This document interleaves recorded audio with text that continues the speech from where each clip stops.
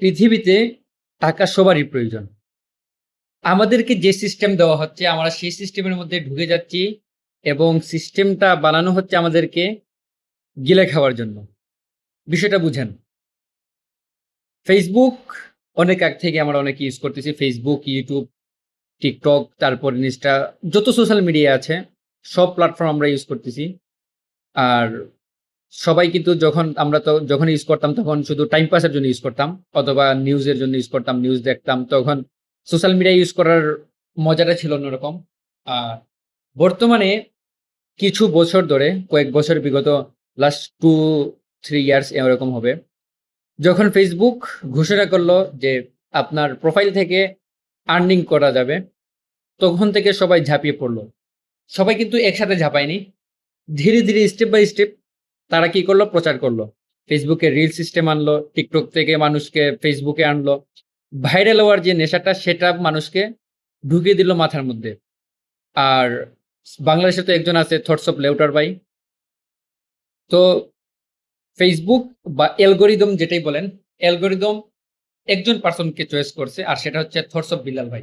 Video সবাই বানায়, সবার ভিডিও এরকম ভাইরাল হয় না।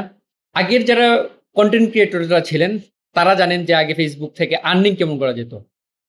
তো বর্তমানে আর্নিং করা যাচ্ছে কেমন, এটা বর্তমানে যারা কনটেন্ট ক্রিয়েটর আছে তারা অবশ্যই ভালো জানে আমার থেকেও। কারণ এগুলা থেকে আমি নাই। মনিটাইজেশন সিস্টেমটা যেহেতু পুরাই একটা জুয়ার উপর চলে এটা বলতে গেলে। কারণ ভিডিওর মাধ্যমে আপনার ১০০ টা এডস এর মধ্যে ৯৫ টা এডস আপনার জুয়ার থাকে। ওইগুলাতে আমি এখন না যাই। আবার অনেকে আমাকে মুফতি বলবে। আচ্ছা যাই হোক।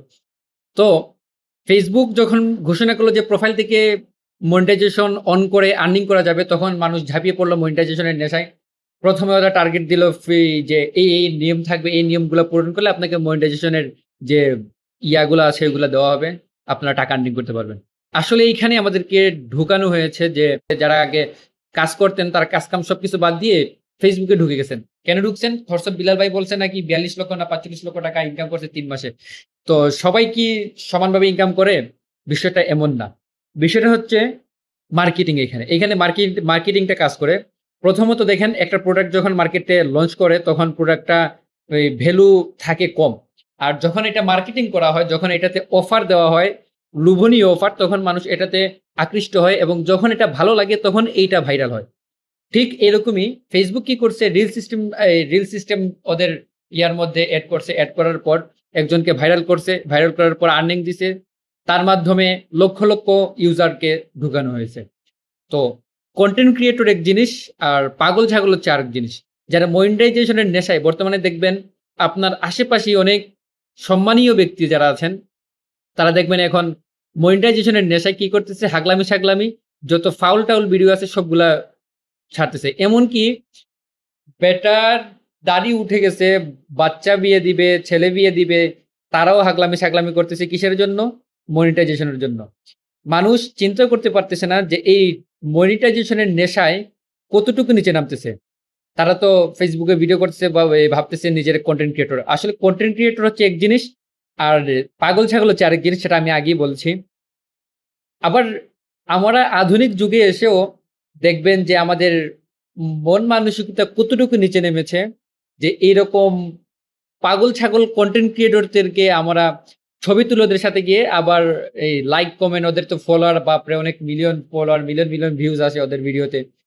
আর যাই হোক, আমাদেরকে এই সিস্টেমের মধ্যে ঢুকানো হয়েছে। আর এই সিস্টেম থেকে কবে বের হবে মানুষ সেটা জানি না। আর মানুষের কখন সঠিক জ্ঞান আসবে সেটাও জানি না।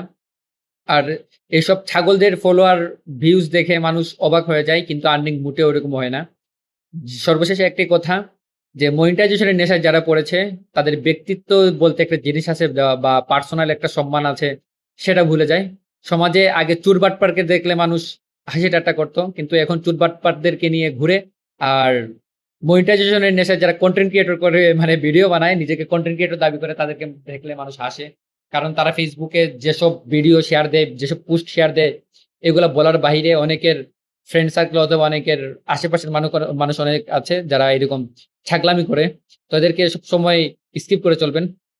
সর্বশেষে একটাই কথা, এইসব ফান্দে পা দিবেন না। সবাই ভালো থাকেন। Take care. আল্লাহ হাফেজ।